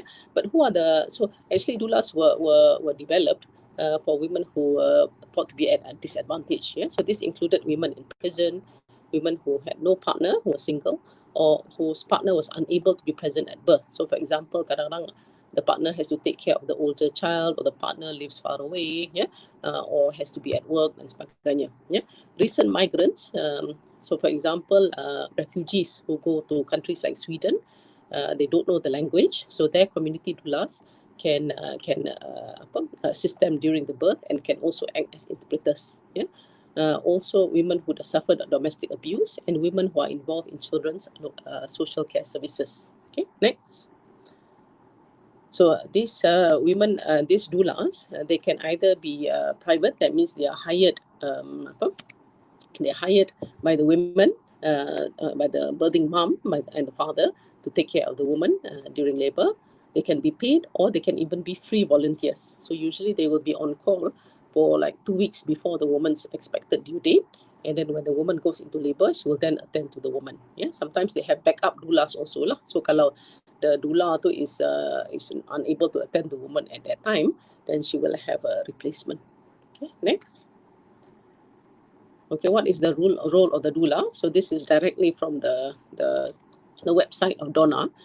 They provide continuous emotional and physical support and assistance in gathering info for women and their partners in labor and childbirth. Yeah, they offer help and advice on comfort measures. Yeah, they teach women to breathe. Yeah, maybe kalau woman tu nak duduk, nak jalan-jalan sikit, they will help. Yeah, and then they maybe teach the woman relaxation techniques. Yeah, comfort the woman. Maybe provide hot and cold packs, minuman, warm baths, hot showers, and then other comforting gestures. She also assists the woman and her partner to become informed about the cause of the labor and absence. So sometimes what happens is in labor room, of course, the midwife or the doctor will tell the woman and the partner, okay, we are going to do this, we're going to do that. So sometimes, of course, the woman and partner are very stressed, are very frightened, especially the first-time mums. Even the second, third-time mums pun are equally stressful. So they may not be able to understand what is going on, or they want to ask questions, but they're too frightened. So this is where the doula comes in. She can explain further to the woman and the partner. Yeah. Okay, next. Okay, now, however, we have to be clear that the doulas do not perform clinical tasks such as vaginal examinations or take the fetal heart rate or BP monitoring, blood pressure monitoring. Yeah, they do not diagnose medical conditions because they're not trained. They cannot offer second opinion. So if the doctor or the midwife says, okay, we think this is this and this and this, the doula cannot say, oh, I think it's this and this and this. Yeah, opposite to that of that what they say lah. Yeah, they cannot offer medical advice. Yeah, most importantly, doulas do not make decisions for the clients. Yeah, they do not project their own values and goals onto the laboring woman. Yeah, so it's very clear what the role of the doula is. Okay, so the goal of a doula is to help the woman have a safe and satisfying childbirth as the woman defines it. Okay, next. Oh, sorry. Okay, next. Okay, what is the training of a doula? So I was looking up at this Donna International here. So they are required to attend a few workshops lah. Ada yang 16 hours, ada yang 19 hours, yeah. And then ada yang seminar, yeah. And then there was one article I read about looking at doulas in the UK. So ada yang have up to 90 hours of training, yeah. And then they're required to see childbirth videos. And they also have such a thing as a buddy daula. That means kalau dua orang yang baru jadi daula ni inexperienced, they can go together to attend the childbirth, yeah. Or they can have apprenticeship with a senior daula. So yang the junior ones, they can follow the senior ones to attend to a lady who's giving birth. Yeah. However, we do wonder whether maybe some of them actually may not have even this training. Okay, next. Okay, now in comparison, a midwife in Malaysia has to undergo 4 years of training. Yeah, 3 years diploma or degree in nursing, and then followed by 1 year as a midwife. Okay, next.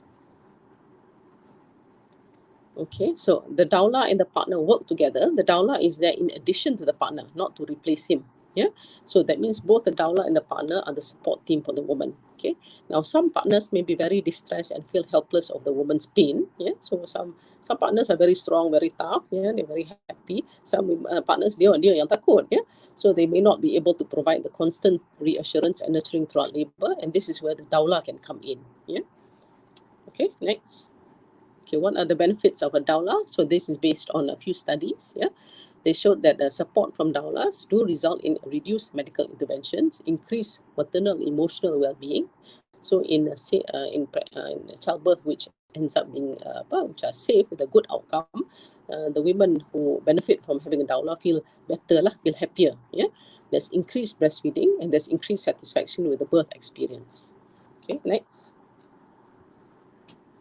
Okay, so this is an article which I read, which was in 2018, which was a qualitative study looking at the experience of both mums and daulas. Yeah, so you can see when they did this qualitative study, there is actually three overarching themes lah. Yeah, when they so they interviewed, I think, about 16 birthing mums and about 18 daulas. Yeah, to get their feedback on what their experience was, attending or giving birth with a daula present.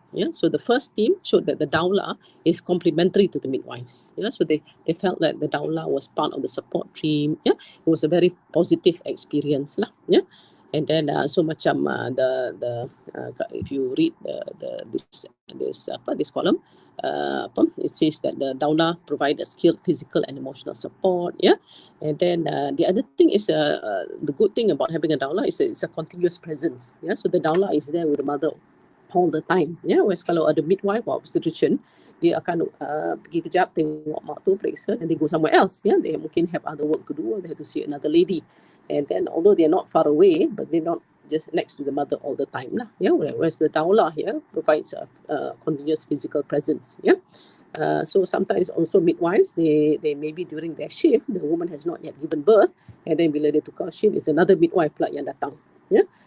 So the mothers here, they feel that having a constant presence with them is of benefit. The next overarching theme is that the daula is a colleague to the midwives lah. It means the midwives also felt happy that ada a second pair of hands to help.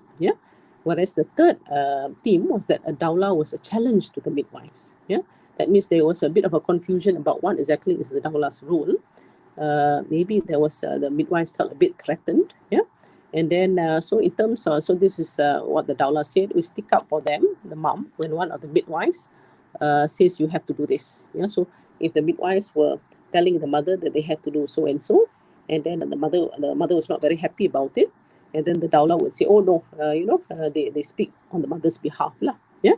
And then in terms of counterbalancing this empowering treatment, I had the midwife having a go at me. So this is what the patient said. The patient, the midwife marah dia, but the daula was trying to reassure me. So macam good cop, bad cop lah. Okay, next. Okay, so this is my sister-in-law. So my brother is Malaysian like me lah. Married an American lady, this Jennifer. And then she gave birth. So this is their baby in Toronto, in Canada. So at that time, actually, I had to go to Toronto to attend a congress. So I was staying at their house. So it was at that time that she gave birth lah. And then she had a home birth. That was her first baby. And then I remember she had a water birth. So she had a birthing pool inside the house. And she had a daula and she had a midwife. So it's because of my experience working in Malaysia. At that time, I had very negative point of view about home births. So I remembered actually scolding her and scolding my brother and say, you shouldn't be having a home birth. It's very dangerous, blah, blah, blah. But then, and this, I learned something new lah when I was over there. Because actually, it was very, very well organized in the sense that my sister-in-law followed up at this midwife at midwife antenatal clinic. And the midwife who attended her had very close links to the hospital. So that if there was any, and because she had already been screened, she had already been checked out, she saw the obstetrician once or twice. The obstetrician said it was safe for her to be delivered at home with the midwife. And then the midwife also has very close links with the hospital. So if in the event of any emergency, the midwife just has to call up the hospital, and the hospital will immediately send an ambulance to the house, and the house pun tak jauh daripada hospital tu. And then the daula was there totally just to give emotional and physical support to my sister-in-law. Yeah, so she helped massage her back. Yeah, she helped wipe her brow. She helped bagi air, and then at times when my brother was panicking or very stressed out, she helped calm my brother down. Yeah, so my sister-in-law actually had a very positive experience with her own daula. Yeah, and then I remember they were telling me that the daula actually had to sign a contract, an agreement form to say that she will not cross boundaries. That means she will not give medical advice, and she cannot bantah lah if the medical if the midwife says that my sister-in-law has to go to the hospital for cesarean section, for example. This daula will not interfere. Yeah. So, but I remember I met the daula and I met the midwife. And the daula was actually very nice, but I remember the daula felt very uncomfortable with me because she knew I was an obstetrician. Yeah, but I could sense that there was a bit of antagonism between the midwife and the daula. Okay, next. Okay, so what about Malaysian daulas? Yeah, so if you type Malaysian daulas in Google, you can see a few websites lah. Yeah, so this is the one of the favorite ones, Amani Malaysia, childbirth educator and daula. Okay, next. Okay, now Malaysia, there have been daulas in Malaysia for the past few years. But however, Malaysian daulas have been getting bad press lately. There's a lot of controversy about daulas, yeah, in Malaysia, yeah, because mainly because some have been persuading moms to have home births without a midwife or doctor present.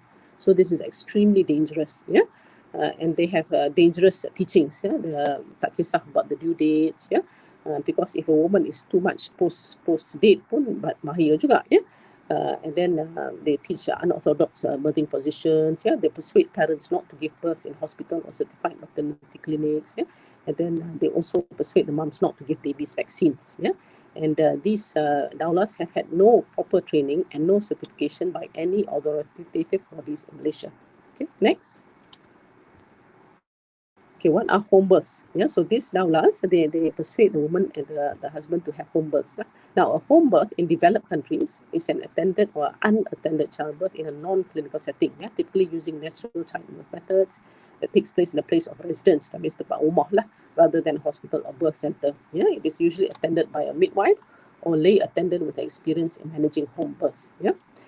So I did my training in my medical school in the UK. So I remember there was a midwifery delivery suite. Yeah, so compared to the hospital suite lah, where women in labour room where women delivered, and then of course the labour room in the hospital too was very clinical, kan, very sterile lah, tak ada colour-colour semua lah, semua putih. Yeah, whereas the midwifery led suite tu dia buat macam rumah lah. So katil tu cantik, bedspread tu cantik, yeah, ada bunga dan sebagainya. Yeah. Okay, so they were trying to imitate the home birth experience, but it was a midwifery-led unit suite within the hospital setting. Okay, next. Okay, now another definition of planned home birth. Yeah, so some home birth advocates define a planned home birth as a birth that occurs when the woman intends to deliver at home. She meets defined medical and environmental criteria for an optimal prenatal course, and that she has qualified birth attendants who work within a healthcare system that provides access to equipment, specialized personnel, and hospitalization when necessary. Yeah, so this is the planned home birth that happens in countries like Sweden, Netherlands, yeah, Australia. Yeah, so that means the midwife is there in attendance. The midwife is trained. Yeah. And then the patient has, like my sister-in-law, has been screened by the obstetrician, said to be of low risk. And then they have seen the home environment. They know the partner. They know it's not so far from the hospital. They have linkages with the hospital, with the ambulance service. And then in the event that the mother needs to be transferred immediately to a hospital, it can be done so very quickly. Yeah. So even in the Netherlands, about 60% of planned home births end up being transferred to hospital for the delivery. Okay. Next. Okay. However, there's another definition which is free births. Yeah, free births is women who are unattended or attended by lay persons. Yeah, so this is what we are afraid of. So this is the situation that is happening in Malaysia. These women are being attended to by lay persons, people who are not certified medical people, yeah, at home. Yeah. Okay, next. Now, why do moms want to have home births? What is the attraction? Yeah, so dulu zaman tok kita semua, yeah, they all deliver at home, and most of the time they're okay, and then they have their own birth attendants who have been usually taught by generation lah, by mak, yeah, mak bidan dan sebagainya. Yeah, but of course at that time in Malaysia, the maternal mortality rate, women dying in childbirth, was very high. Yeah, so Malaysia was very good. We trained that we took away the government took this birth attendants and trained them, so they became skilled and trained birth attendants, and then of course built more hospitals, more birth facilities, more healthcare clinics. Yeah, so eventually as time went by, more about 99% of women in 2010, for example, would deliver in hospital. Yeah, but now women want to go back to the home birth environment. Yeah, so this is because the desire to give birth without medical intervention, such as pain medication, labor augmentation, labor induction, or fetal heart rate monitoring. That means they perceive birth ni should be natural. Yeah, tak boleh. Of course, all these procedures that I mentioned tadi is medicalization of the birth process lah. Yeah, it's too much intervention by medical people. Yeah, so these mothers don't want that. Yeah, they also want to give birth in a comfortable, familiar place surrounded by family. Yeah, they may be dissatisfied with previous hospital care, so maybe the previous birth that they had was a bad experience. Yeah, they want to have freedom and control over the birthing process, which is fair enough. You know, so for example, in my hospital, because my hospital is a tertiary center, is a high-risk center, so all the patients, when they come into labor room, they have to be lying on the bed, and the CTG machine, the fetal heart rate monitoring tool, is strapped to their abdomen at all times. They are not allowed to walk around freely. Yeah, so a few of them, you know, they're not happy with this lah. They want to be able to walk around and sebagainya. Yeah, they may have cultural or religious concerns. Yeah, so it could be that they want to be like Maryam lah. Yeah, Maryam delivered, you know, just with the help of Jibril lah. Yeah, naturally. Yeah. Or they may live in areas that are remote and lack access to hospitals, or they want to avoid the cost of medical bills and hospital care. So this is, for example, like immigrants, like the parties, like refugees. Yeah, they cannot afford the hospital bills, so they deliver at home. Yeah, I think about last year we had one Indonesian woman who died giving birth at home. Okay, next.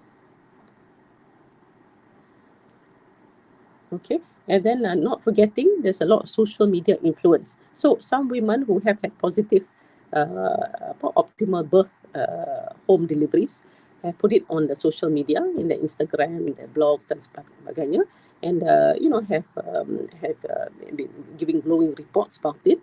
And then so other women have been influenced lah by this social media. Yeah. To say that home births are no problem, should be as natural as possible. Jangan pergi doktor dengan midwife tu kacau. Yeah. Okay, next.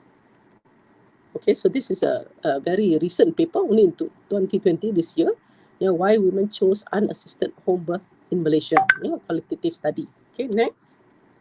So you can see this is out of 420,000 deliveries per year, about 10,000 are home deliveries. So banyak juga home deliveries at Malaysia sebenarnya. Yeah? Okay, next. So this is an excerpt from this article. It says that in Malaysia, there have been a drastic reduction in rate of maternal mortality from 540 deaths per 100,000 in the 1950s, yeah, as I said earlier, to 28 deaths in 100,000 births in 2016. So Malaysia has done very well. We are actually a model to many other countries, yeah, because it was our government policy in the 1950s and 1970s to take maternal mortality seriously. Yeah, they realized that a mother was very important.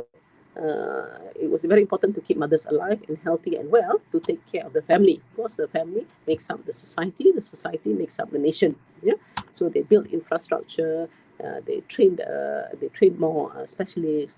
Yeah, they trained more midwives dan sebagainya. Yeah, they had more blood banks, yeah, more maternity centers dan sebagainya, and managed to successfully reduce the deaths from 540 to 28 deaths per 100,000. Yeah. Now, this reduction is observed following a drastic improvement in access to health services, universal health coverage. However, there have been an increasing trend of pregnancy-related deaths outside the health facilities over the past decade. This past 10 years, now there are more pregnancy-related deaths, who are delivering at home, not in the health facilities. Yeah, so our government susah payah build all these health facilities, but then people choose to deliver at home and then they end up dying. Yeah, so there was an increase of home birth deaths, unassisted birth or attended by an unskilled person from 7 in 2008 to 13, almost double in 2014.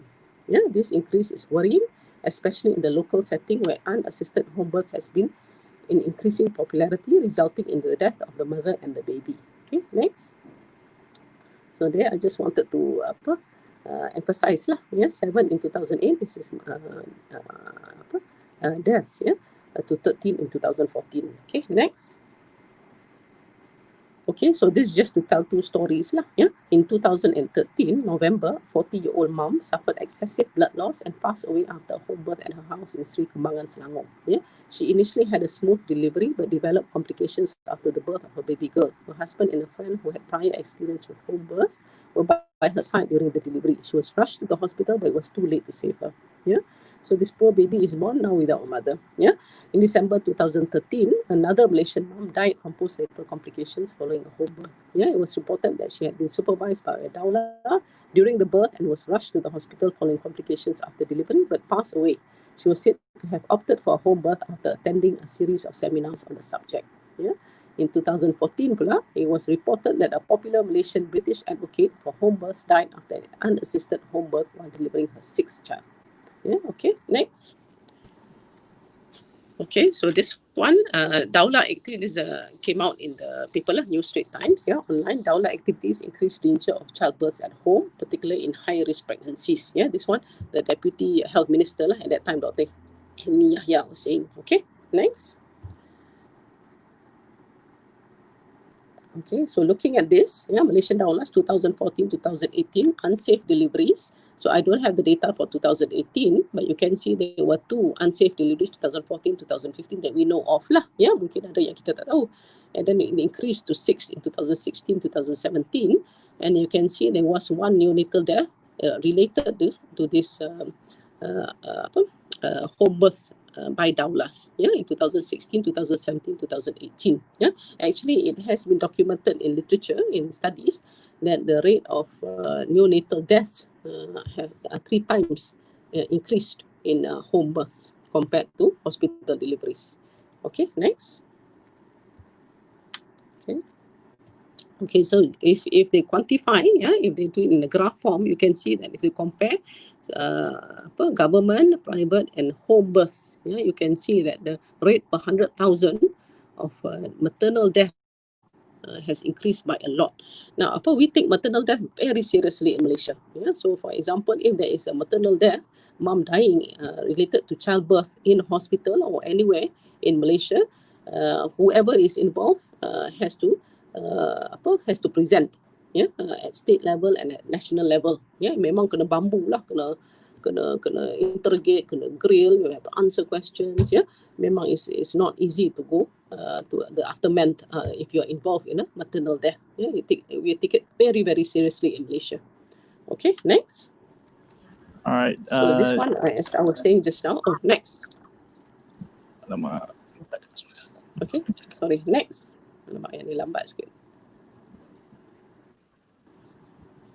Next.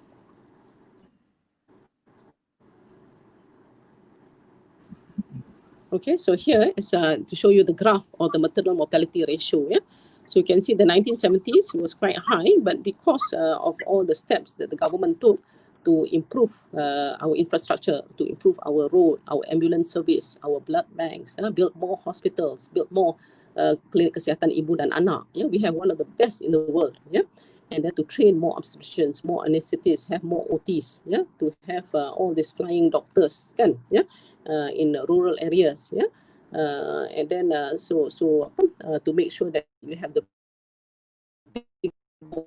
that people that you have nurses from KKIA after birth going to the house to see the patients. So you can see with all this government has done, the maternal mortality ratio has reduced. But you see at the end, after 2002, it has increased slightly. And this increase is actually because of the increase in home births. Yeah. Okay, next. Okay, factors responsible for the decline in MMR, as I said, the national commitment to improve maternal mortality, which enabled the Ministry of Health to obtain adequate allocation of resources. Yeah, so it was political will that said a woman's life is very important. Yeah, so they put aside money, they gave the budget towards it. Yeah, and we were lucky. It's not many countries do this in the world. Yeah. And then, so that was one reason. The other reason is access to professional care during pregnancies and childbirth. And the third factor was increasing access to quality family planning services and information. Yeah. So next. So here, see, I want to emphasize access to professional care during pregnancies and childbirth. Yeah. So if you want a healthy mom, healthy baby, you need to access professional care during pregnancies and childbirth. Professional medical care lah. Okay. Next. Okay, so this is a very recent article that came out. Yeah, our Minister of Health, Dr. Adham, said that doulas not recognized as midwives banned from giving medical advice. Okay, next. Okay, so next.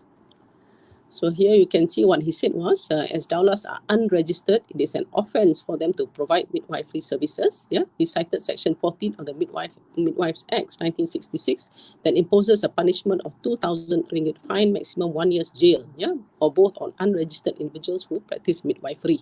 Yeah, so midwives and doctors, we all have to be registered. Yeah, we all have a council or a body that regulates us. Yeah, if we do anything bad, we have to answer to this body. We have a license. If you do anything bad, our license can be taken away from us. Yeah. So in Malaysia, for now, doulas are not registered with any organisation. This is what Dr. Adam kata lah. Yeah. The training and services they provide are also unclear. Yeah. If they wish to provide services as companions, they must undergo training and follow set guidelines and policies. A doula is prohibited from giving medical advice or advice related to pro-natural birthing or gentle birthing. So this just came out in November this year. Okay, next. Okay, we have to bear in mind that we want, of course, women want natural birth dan sebagainya, but it is also haram for us to membinasakan diri kita sendiri. Ya? Di dalam Al-Quran, Allah Subhanahu Wa Taala menyebutkan larangan ke atas perbuatan mencampakkan diri kepada kebinasaan.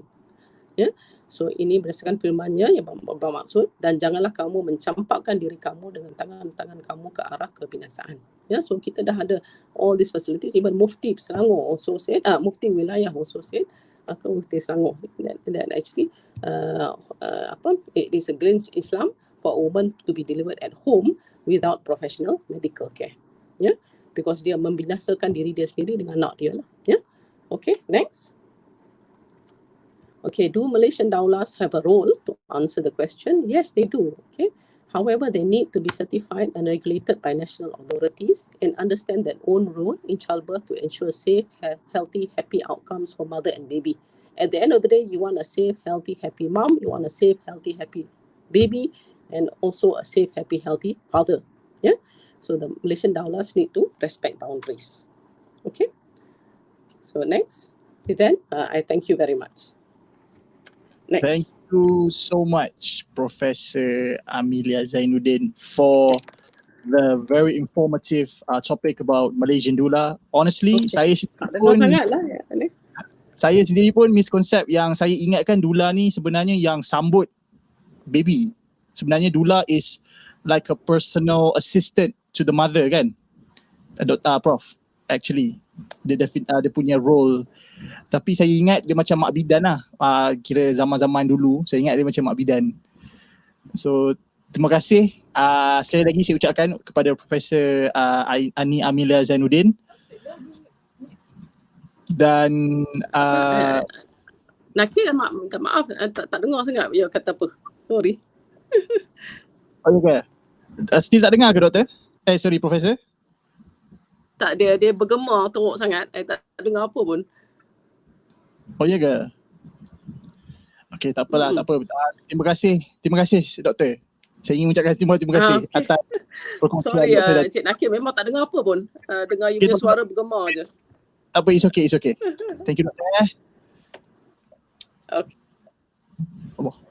Jadi sebelum saya mengakhiri event kita pada hari ini, saya ingin mengucapkan ribuan terima kasih kepada speaker kita yang ketiga sebentar tadi, Profesor Madya Dr. Ani Amelia, atas maklumat berguna dan a very insightful topic untuk kita, dan kita boleh relate sebab kita sendiri student dalam bahagian pentadbiran kesihatan.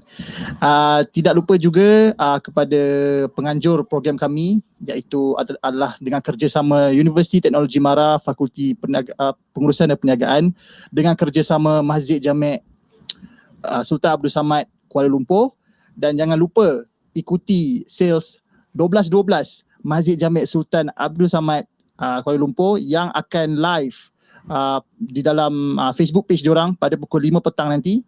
Dan jangan lupa anda boleh mendapatkan kalender tahun 2021, iaitu ni dia, nampak kalender ini berharga RM10 dan setiap pembelian kalender ini akan dimasukkan prosidnya dalam tabung Masjid Jamek Sultan Abdul Samad Kuala Lumpur, insyaAllah.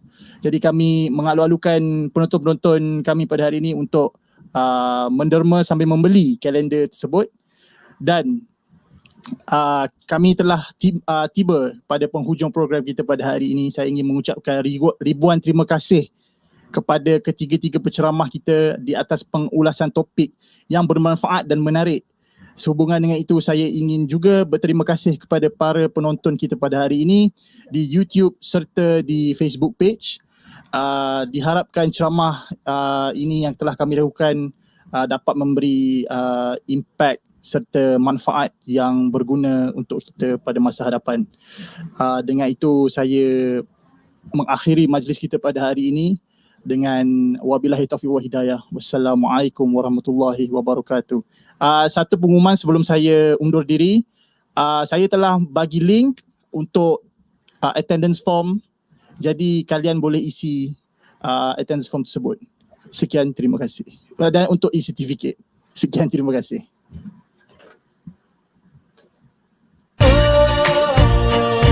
If I could turn back time